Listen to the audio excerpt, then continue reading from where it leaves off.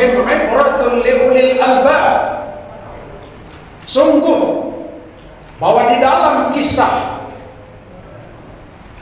Rasulullah, kisah para nabi, kisah orang soleh, kisah orang salah. Ada juga kisah orang salah. Ya? Fir'aun itu kisah orang salah, ya tak? Ada dalam Quran. Nah, semuanya itu ibratul liulil albab. Ada pelajaran buat kita sekarang ini. Bagaimana pelajaran orang-orang soleh yang berbakti kepada Allah sepanjang hidupnya. Bagaimana kisah orang salah yang setiap hari berbuat kemaksiatan dan berbuat kejahatan. Maka Allah benamkan ke dalam bumi, mati dengan cara yang tidak wajar. Ada yang mati tenggelam di lautan, ada yang mati tenggelam di bumi, ada yang mati dihimpit oleh tanah, dan ada yang mati dihujani oleh batu.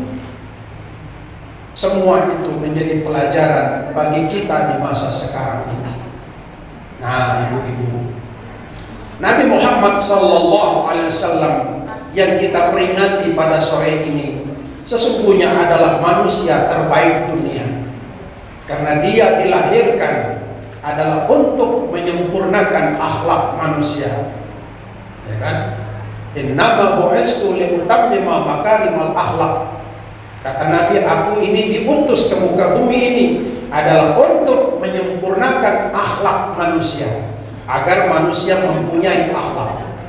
Pada saat detik-detik kelahiran baginda Rasulullah sallallahu alaihi wasallam disebutkan dalam berbagai syair, wa utiyat ummuhu fil manami faqila laha innaki qad hamal bi sayyidil alamin wa khairil bariyah wa sammihi idza wada'tihi muhammadan li'annahu satuhmadu qabah.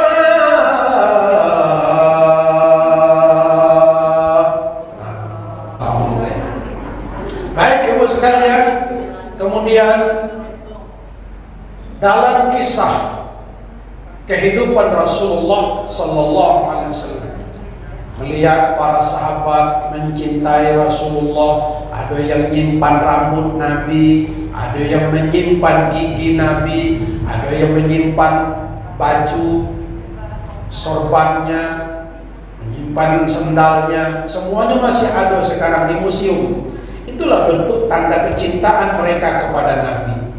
Nah, kita sekarang tidak harus seperti itu, ya, karena kita memang tidak hidup di zaman Nabi.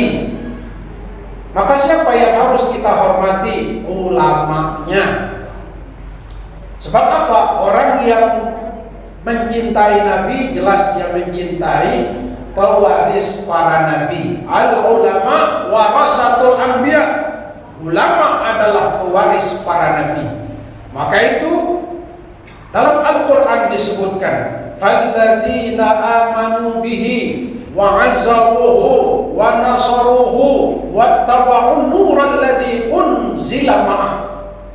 Orang-orang yang beriman kepada Nabi, mereka itu adalah orang yang memuliakan Nabi. Jadi kalau dia cinta kepada Nabi, dia memuliakan Nabi. Maka sebagai bentuk mereka memuliakan Nabi, para sahabat dulu kalau berjalan tidak mau mendahului Nabi. Itu bentuk mereka memuliakan Nabi.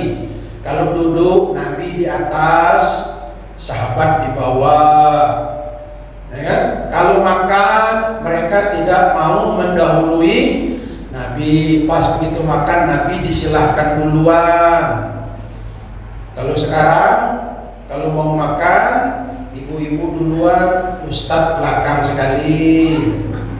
Pas ini bukan, sana. Kalau sini dah, ustadz dulu. Ya, iyalah acara pengantin kan. Untuk acara selanjutnya adalah makan siang bersama yang didahului oleh Bapak RT. Ya, RT dulu. Yang ngajarkan halal haram siapa? Ustaz. Yang ngajak kita sholat ustaz. Kok RT dulu? Seharusnya ustaz dulu. Kenapa? Al-Quran bilang begitu. Ya ayyuhalladzina amanu la tuqaddimu baina yadayillahi wa rasul. Hai orang yang beriman, janganlah kamu mendahului daripada Allah dan Rasulnya. Nah, Rasulnya sudah meninggal, pewarisnya yang harus meneruskannya. Begitu ya. Ahli warisnya siapa itu? Ulamanya. Maka Nabi dulu sangat dimuliakan. Kemudian wa nasaruhu, dan menolong Nabi. Wattaba'un nurul ladzi unzila ma'ah, dan mengikuti apa-apa yang diturunkan kepada Nabi berupa Al-Quran. Mengikuti apa-apa yang diajarkan di dalam Al-Quran.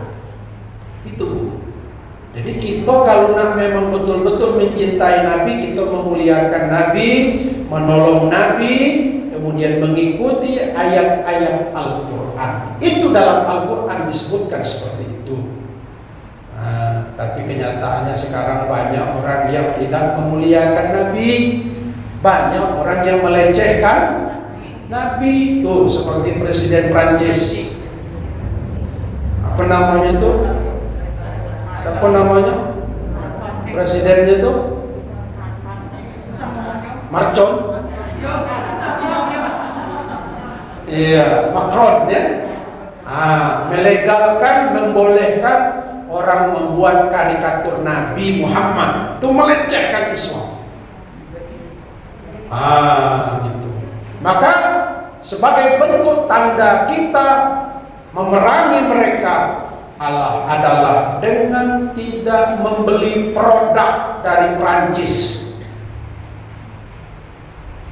Tuh, akhirnya mereka bangkrut. Baru merengek-rengek dia. Dari segi ekonomi dihantam, tidak membeli produk dari Prancis, bangkrut. Ibu-ibu tahulah tuh produk-produk yang dari Prancis. Kayak bedak-bedak ya Bu ya. Aqua, minuman. Tapi kita minuman apa nih? Wigo. Produk dalam negeri ya. Ya. Wah, itu dari Prancis katanya, lisensinya. Baik, Ibu sekalian. Kemudian ada seorang ada nenek-nenek nih. Nenek-nenek di zaman Nabi, kan? Dia namanya Ummu Sulaim. Ummu Sulaim, dia adalah nenek-nenek. Lalu hari panas, Nabi berjalan ke rumah Ummu Sulaim. Ummu Sulaim ini sangat-sangat mencintai Rasulullah. Mencintai bukan berarti menjadikannya sebagai suami, bukan. Mencintai kerasulannya. Senang dengan Nabi. Akhirnya Nabi datang ke rumah Ummu Sulaim, karena Ummu Sulaim punya anak namanya Anas bin Malik. Nabi bercakap-cakap dengan anaknya Anas, karena suasananya cuaca panas di luar. Akhirnya Nabi balik, Nabi tertidur di atas tikar, meleleh keringat karena panas tadi. Akhirnya Ummu Sulaim diambil gelas, ambilnya kapas.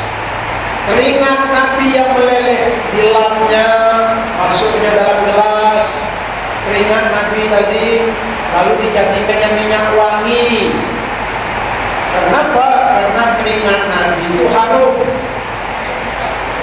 Dijadikan parfum. parfum minyak wangi, keringat Nabi.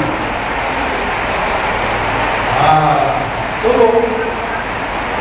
Kemudian sebagiannya lagi keringat Nabi tadi dicampur dengan air, lalu diminum, digosok-gosok di tempat yang sakit, sehat.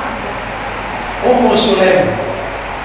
Akhirnya Nabi terbangun, terkejut Nabi. Nah, Ummu Sulaim, apa yang kau lakukan? Ya Rasul, aku mengambil berkah dari keringatmu ya Rasulullah. Aku jadikan parfum keringatmu itu ya Rasul, dan sebagian aku minum keringatmu ya Rasul untuk mengambil barokah kesembuhan dari sakit. Sehat. Kalau kita pengen coba-coba, enak. Besok lagi kita tidur, dia berkeringat, ambil gelas, tampung di kelek itu langsung minum, insya Allah menceret. Iya, tadi sambungkan keringat Nabi, keringat laki awak, mana sambung? Maksudnya tidak harus seperti itu dengan suami kita, ya kan? Tidak harus minum keringat, tidak harus minum keringatnya, ya kan? Jangan pula langsung ambil kesimpulan kata Ustaz sore tadi kita harus minum keringat suami. Salah pula, jangan. Maksudnya keringat Nabi, bukan keringat suami. Ini yang tidurnya awas hati-hati. Lagi salah balik lagi, ditanya lagi, apa pelajaran yang dikasih lah Ustaz tadi? Katanya harus minum keringat suami. Salah lagi. Iya. Kemarin ada ibu-ibu dari Bangko sana telepon saya, ini. Assalamualaikum Ustaz. Waalaikumsalam. Ustaz, seminggu yang lalu ada orang ceramah Maulid Nabi di masjid kami. Katanya Ustaz, kalau kita melakukan hubungan suami istri di malam Jumat sekali sama dengan membunuh Yahudi 100 Yahudi. Bahkan disebutnya Ustaz, sekali berhubungan suami istri katanya sama dengan membunuh 1000 Yahudi. Akhirnya Ustaz, ibu-ibu kami di kampung ini tanggung buat lakinya. Semalam itu katanya diajaknya bunuh Yahudi 4 kali, jadi 4000. Saro kami Ustaz, kata dia. Astagfirullahaladzim, kata saya. Ustaz mengajar macam itu. Ini tidak benar. Ya Bu, ini banyak ustaz-ustaz muda-muda ini tuh ceramah, ya kan? Kan banyak nih maulid di mana-mana nih sekarang.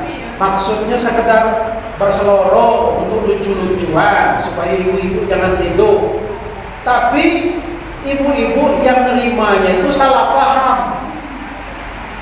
Bapak-bapak yang nerima ceramah tadi salah paham.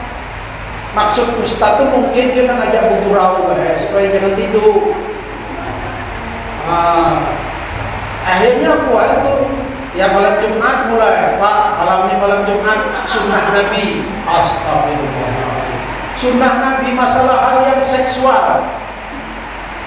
Masya Allah. Padahal yang sebenarnya Bu, yang sebenarnya dalam hadis yang sahih, ya kan disebutkan man ghassala wa ghatasala. Ini hadis yang benar nih. Kalau yang tadi itu ada benar tuh. Barang siapa yang membuat istrinya mandi wajib dan dia juga mandi wajib pada hari Jumat, kemudian dia pagi-pagi segera ke masjid untuk melaksanakan sholat Jumat, lalu dia masuk ke masjid, duduk depan, mendengarkan khutbah, tidak berbicara dan tidak melakukan hal yang sia-sia, maka ketika itu dia dapat mendapatkan pahala orang yang berpuasa dan pahala orang yang sholat selama setahun. hadis yang benar. Berarti apa? Yang bisa membuat istrinya mandi wajib. Ini bahasa majas. Berarti seorang laki-laki yang bisa membuat istrinya mandi wajib pada pagi Jumat. Itu hadis yang benar. Yang bisa membuat mandi wajib artinya apa? Yang berhubungan suami istri pada pagi Jumat sebelum sembahyang Jumat. Itu hadis yang benar, bukan bunuh Yahudi. Itu paham loh? Paham? Yang ada laki baik.